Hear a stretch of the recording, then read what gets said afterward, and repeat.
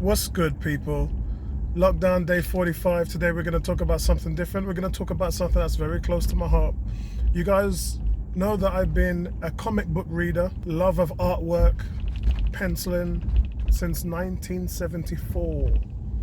That's when I picked up my first comic book. And since then, I've been a connoisseur of the genre and never looked back. A lot of my friends, you guys included, at some stage of your life, stopped reading, stopped buying, stopped enjoying what the comic book genre used to be able to give you, and it still does. But there's a new wave of comic book fan, not necessarily called a comic book fan, more a superhero fan. And those are the type of people that have created this Marvel versus DC thing, which I need to address. And I get these questions all the time. You guys know that I don't really get involved in too much of that. That's because as soon as someone says to me, "Are you a Marvel or DC fan?" you can tell straight away that they've given up the boat. They've given up the fact that they really don't understand the industry. Marvel and DC are both comic book companies. In fact, they're the titans of the industry. Yeah, there's a lot more people in the game. Dark Horse, IDW, Valiant Comics, Image. There's a lot more people in the game. DC Comics starting everything in 1938, Marvel coming on the 40s. In sport, if you look at basketball, football, Formula One, many people say it's a copycat sport. Because what they do is, if they see something great from another company, they copy it and change it and do something else. So a lot of the characters variably are mirror images of each other. If someone's asking you if you're a Marvel or DC fan, they really don't know comics. First of all, Marvel and DC are not the same. Never have been, never will be. Marvel is about people, humans, who are flawed, and these heroes are always fighting within themselves to be the person that they want to be. And that's what's enjoyable and always has been about Marvel. It's great to see the likes of Spider-Man, the most famous hero, because he's always known as the hard luck kid. The kid that can't get the girl, the kid that can't hold down a job, the kid that struggles in society because he's different, he's smart, he's a geek, he's not cool, yeah? To varying degrees, a lot of people can associate themselves with Spider-Man. DC, when I used to buy DC Comics, the logo used to say for mature readers. And this is how things really start to change between the two companies. When you go to see a Marvel movie, you see a lot of humor, a lot of jokes. In fact, in my reviews over the years, some of that has been very critical of Marvel, because there are some characters that you can do that with, and there are some characters that you can't. When I saw Doctor Strange at the cinema, I nearly fell off my chair because there's no humor, no jokes, no fun in Doctor Strange. Doctor Strange 2, the new movie that's coming up soon, hopefully was going to start to change all of that, but the director ended up leaving the project because Marvel brought him on as a horror director, because that's what that is. Doctor Strange is the pinnacle of Marvel Tales comics. That was a comic that introduced the likes of Blade, Moon Knight. It was a comic that introduced magic, the mystic arts, werewolves, supernatural beings, like Dracula. That's where the Dracula of the Marvel exists. And Doctor Strange was never meant to be what it is in the MCU. How many times have you seen Doctor Strange smile in an MCU film? Exactly. Because that character is a very serious character, and Marvel basically turned him into a joke. And that's the reason why a lot of people like me didn't really favor the Doctor Strange movie, because it was branded as this humorous, funny film, which didn't really drop. That, in its entirety, is how we change from DC. DC's tones are very serious. And a lot of people who see the movies, sometimes when they want to go for a fun, enjoyable, jokey film, at most times it's not going to be with DC Comics. They have been able to do that at some point. Shazam is a 15-year-old kid, and it's one of the most humorous and funny films that we've seen in recent years. And you can do that with certain things. But when you're talking about DC in adjacent to Marvel, DC are not flawed humans who are trying to be perfect. The DC heroes are gods among men. That's the tag for DC. A lot of you who've played video games have seen the video game called Injustice, Gods Among Men. And Injustice is one of the best stories to ever come out of comics in the last 20 years. And the reason for this is DC is made up of gods. They're made up of aliens, Manhunter, Superman. Yeah? The gods, obviously, we're talking about Shazam. We're talking about Wonder Woman. Yeah? Demigod. We're talking about people who are at the pinnacle of human perfection. These characters have no flaws. They have no social flaws in the way how you see Marvel characters. They are perfect.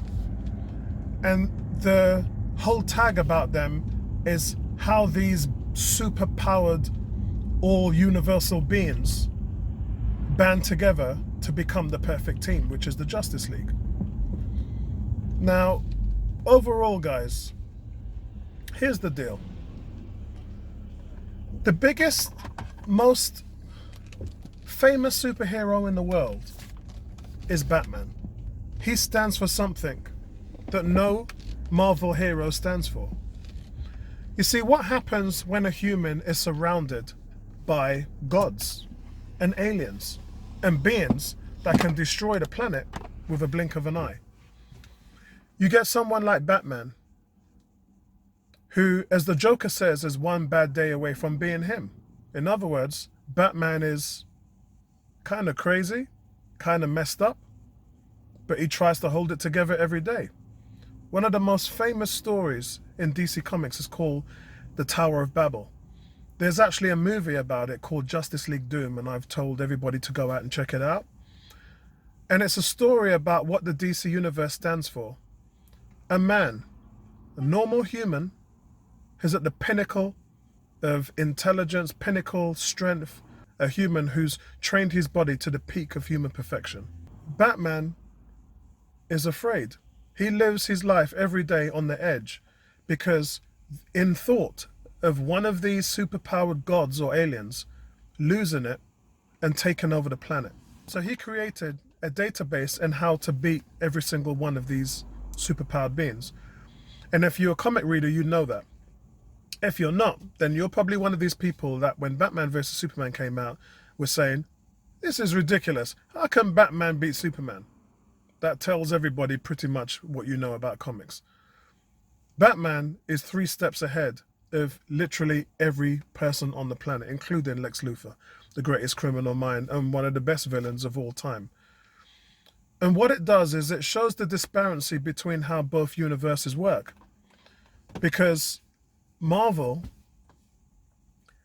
have flawed characters, and you're on that amazing journey with them in order for them to find that place that they deserve to be in. But most importantly, guys, what you have to understand as a comic book reader is when you go to a comic shop and you walk into a comic shop and you speak to the salesman, you speak to the people who are looking at the comics. And you say, yeah, what's up, guys, man? What's the deal? What's the in thing? What's the story I need to be reading? They don't say, oh, go and check out this Marvel, DC. They don't say that. There's no tags. You might get pointed to a comic that is Marvel, DC, Image, IDW, or Dark Horse. There is no label on enjoying a great story with great artwork. And this is where a lot of people, especially millennials, especially the younger people who are growing up, who are fans of the movies and both movies, Marvel and DC.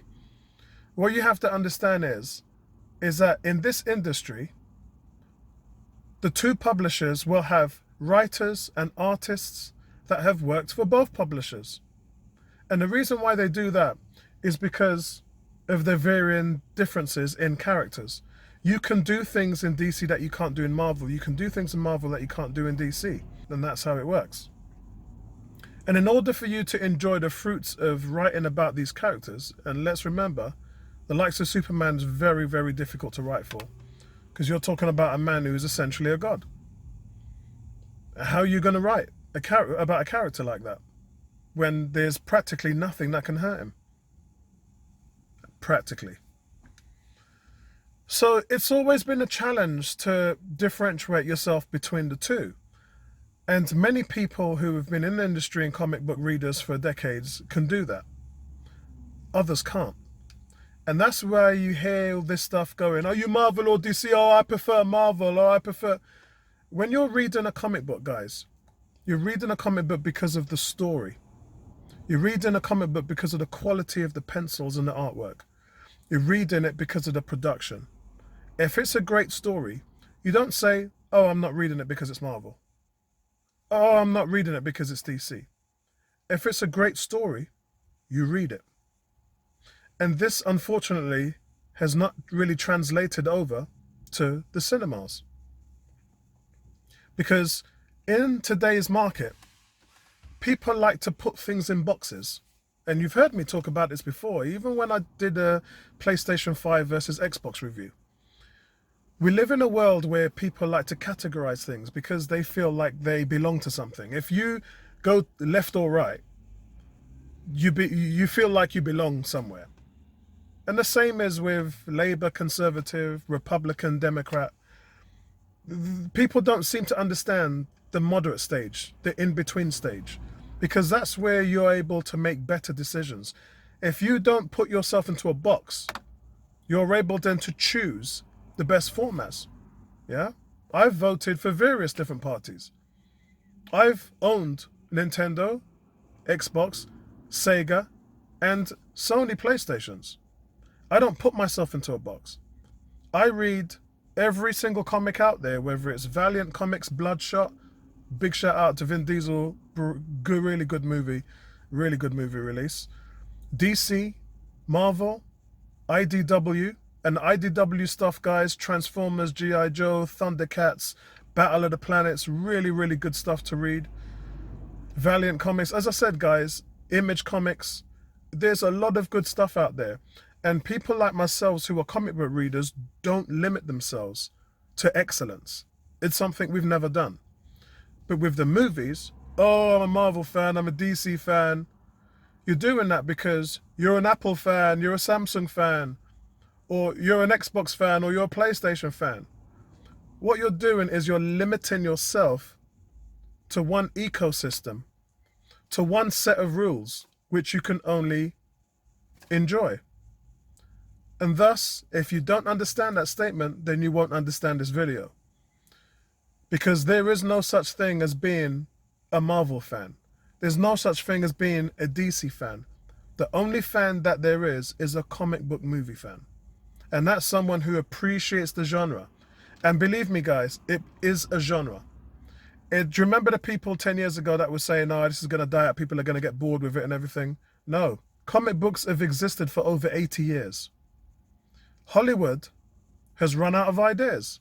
And when they do that, they tend to go to different medias.